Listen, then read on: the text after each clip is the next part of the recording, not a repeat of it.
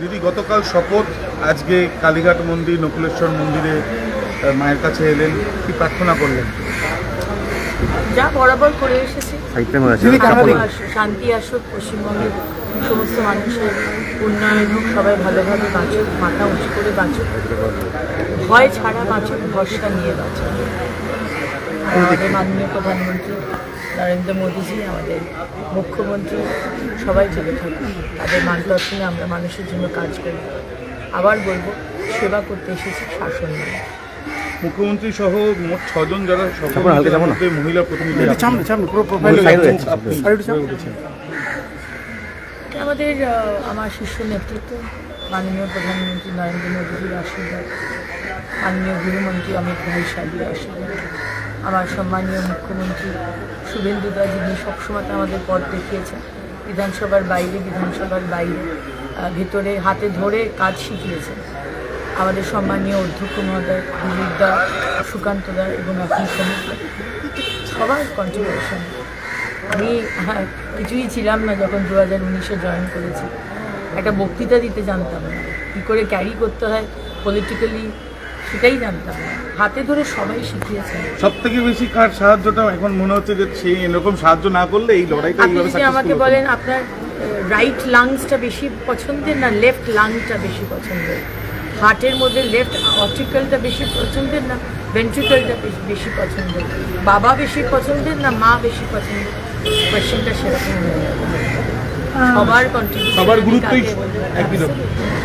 দিদি, মমতা বন্দ্যোপাধ্যায় বলছেন যে এরপর সবাইকে একসাথে সংঘবদ্ধ হতে হবে, এবং আমার যেটা মূল প্রশ্ন, বাম এবং অতিবাম লেফট আলট্রা লেফট নিয়ে তো আমি বলেইছিলাম, আমরা সবাই শুনেছি, কিন্তু প্রশ্ন হচ্ছে যে যারা দেশের ক্ষতি করছে, এই আলট্রা লেফটরা, যাদেরকে এক প্রকার জঙ্গি হিসেবে ঠিক করা হয়, টুকরে টুকরে গ্যাং হিসেবে মনে করা হয়, তাদেরকে নিয়ে দেশের কোনোভাবে অভ্যন্তরীণ, রাজ্যের অভ্যন্তরীণ ক্ষতি করার কি এটা বার্তা নয়? মানে শুরুতে ওটা একটু বলে দিন যে মমতা বন্দ্যোপাধ্যায় যে সবাইকে জোটবদ্ধ হতে বলছেন, মানে আহ্বান করছেন তিনি, এটাকে কিভাবে দেখছেন আপনারা? দেখুন, এখন আহ্বান করে কী হবে? ইন্ডিয়া অ্যালায়েন্স পার্টনারদের মধ্যে যে কোনো ইউনিটি নেই, সেটা সারা ভারতবর্ষের মানুষ জানে। আজকে ইলেকশন হওয়ার সাথে সাথে রেজাল্টও তখন বেরোয়নি। রাহুল গান্ধী বললেন যে আজকে বিজেপির এই উত্থান মমতা ব্যানার্জির জন্য হয়েছে। সুতরাং যে একে অপরকে দোষ দেয়, একে অপরকে নিচু করে, ছোট করে, যাদের নীতি আদর্শ বলে কিছু নেই, যারা শুধু সময় বিশেষে তাদের নীতি আদর্শকে বদলায়, তাদেরকে ভারতবর্ষের মানুষ বিশ্বাস করে না। আর মমতা ব্যানার্জি আলট্রা লেফটদের সমর্থন করবে, এটা আমি তো অবাক হচ্ছি না।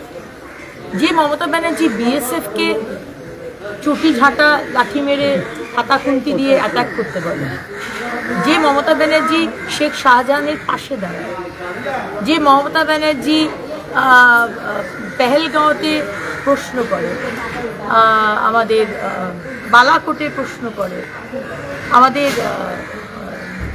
যে আমাদের হলো দিল্লিতে যে সংসদে আক্রমণ হলো সেটা নিয়ে প্রশ্ন করে, প্রত্যেকটা বিষয়ে ভারতবর্ষকে ছোট করে দেখায় আর পাকিস্তানের সুরে কথা বলে, সেই মমতা ব্যানার্জি আলট্রা লেফট যারা ভারতবর্ষের সুরক্ষাকে বিঘ্নিত করছে, যারা অন্য এনিমি দেশের সাথে, শত্রু দেশের সাথে হাত মিলিয়ে দেশের ক্ষতি করছে, আজকে তাদের সমর্থন চাইছে।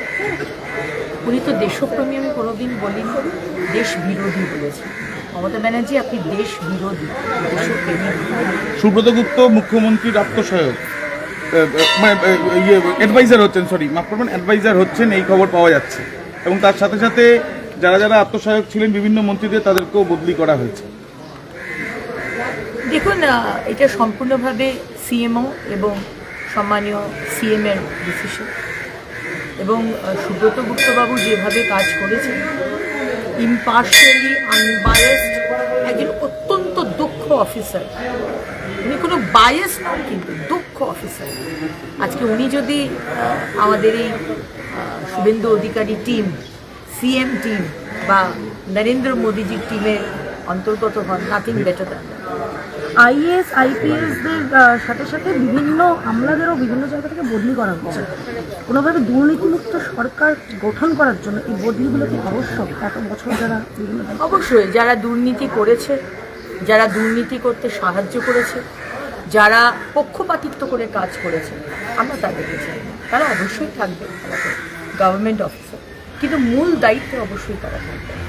সুতরাং যারা দক্ষ, যারা দুর্নীতিমুক্ত, কারণ মাননীয় প্রধানমন্ত্রী বলেছেন জিরো টলারেন্স টু করাপশন, এবং যারা পক্ষপাতিত্ব করবেন আমরা সেই রকম অফিসার।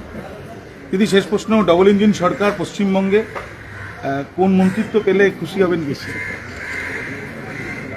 এত দূর যে এগোতে পেরেছি আমার শীর্ষ নেতৃত্বের আশীর্বাদে, আমার মাননীয় প্রধানমন্ত্রী, আমার অভিভাবক মাননীয় প্রধানমন্ত্রী নরেন্দ্র মোদীজির আশীর্বাদ, এর থেকে বেশি কিছু পাওয়ার নেই। আমি তো বরাবর বলেছি যে আমি ওনাকে দেখে দলে এসেছি, আজকে উনি বাই নেম আমাকে চেনেন, আমার এর থেকে বেশি কিছু পাওয়ার নেই।